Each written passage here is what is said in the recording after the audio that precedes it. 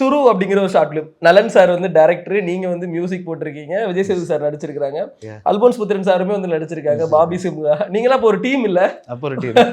சின்ன young team.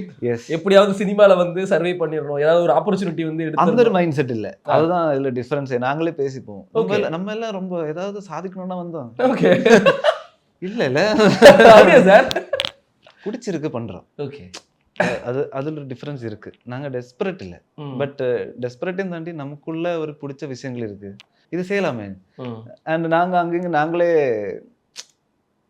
என்ன சொல்றது, இப்போ அல்ஃபோன்ஸ் எடிட் பண்றாரு. என்னன்னா, அல்ஃபோன்ஸ் நல்லா இருக்கு எடிட், சூப்பரா இருக்கு. அவரோட ப்ராசஸ் நாங்க ரசிக்கிறோம். இப்போ மணி அவர் கேமரா பண்ணும்போது இருந்தாலும் அவரோட ப்ராசஸ் நம்ம ரசிக்கிறோம். இப்போ விஜய் அவர் வந்தாலும் அவரோட அவர் ஃபோட்டோஸ்க்கெல்லாம் அவர் போஸ்ட் பண்ணும்போது நம்ம ஃபோட்டோஸ்ல எடுத்து நாங்களே அளவு பார்ப்போம். நல்லா இருக்குங்க, சூப்பரா இருக்கு. அந்த தாடி கொஞ்சம் இங்கெல்லாம் ட்ரிம் பண்ணாரு. ஸோ எப்பவுமே அந்த மாதிரி பேச்சு தான் போயிருக்கு.